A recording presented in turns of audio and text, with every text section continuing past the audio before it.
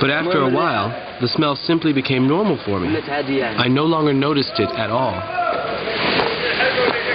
After just 3 years here, Muhsin's tenure has been relatively brief. But his father, Abdel, has been breathing in the tannery stench for more than 3 decades. My father taught me everything about the tannery. I do the same thing as he does.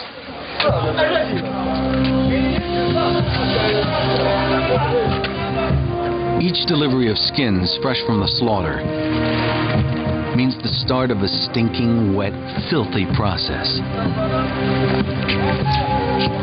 It's part of Muhsin's job to unload the hides and wash them, which can be a stomach-turning chore in itself.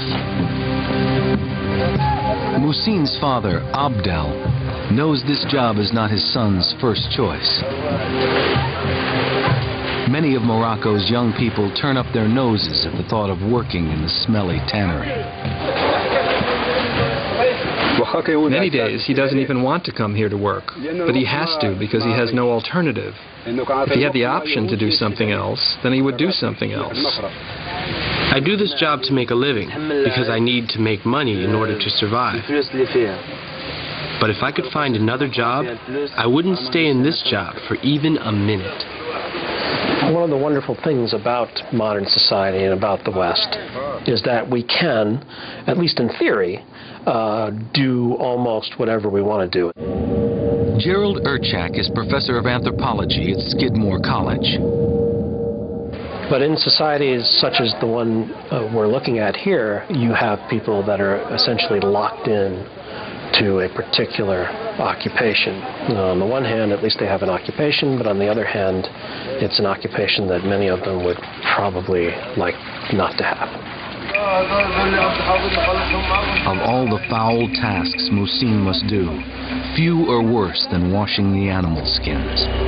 And there's no other way to do it than to climb right into the tub. A fetid sewer of animal hides, flesh, hair, and bacteria.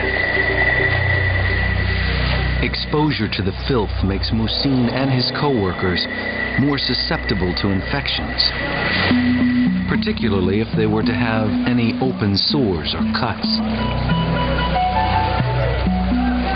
And the waste just keeps flowing. While Muhsin rinses his lambskins, others prepare cowhides for tanning, scraping the leftovers into the same near-stagnant pool.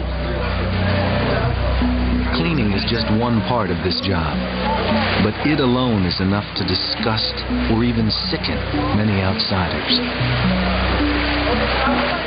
Disgust is in large part, well, not entirely, about sort of contact with our animal nature. And so anything that puts you into contact with that would be inclined to be disgusting. Anything having to do with the insides of the body, like, animals have guts and things and blood inside them, and we share that with animals. And that kind of sharing of things with animals is sort of offensive to people. People like to think of themselves as better than animals, above them, and they don't like the reminder that they're really an animal, basically just a fancy animal.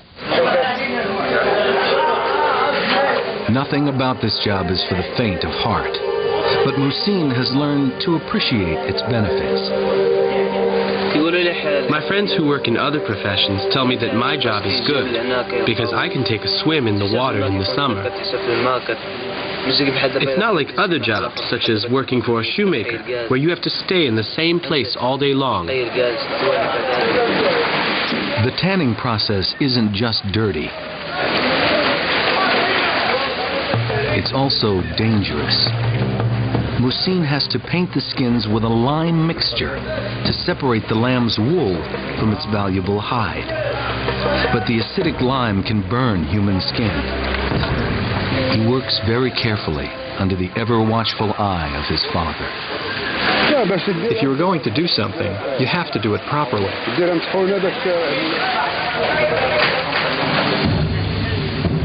This work has changed little since medieval times, when the skills of tanners and bookbinders helped make the word Morocco synonymous with fine leather.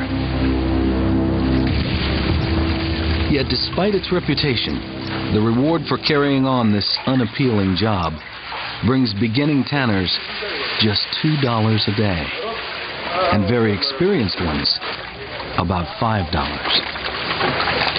Muhsin's work is overseen by the owner of the skins. He knows that virtually all the ingredients used at the tannery are natural, and over the years has come to swear by the power of the bark water in this vat as a cleansing mouthwash. Its techniques may be organic, but the tannery is far from a sterile place to work or to visit. Coming up, visitors to the tannery endure some of the world's foulest smells. Many tourists have vomited here. And later, would you volunteer to be a body collector?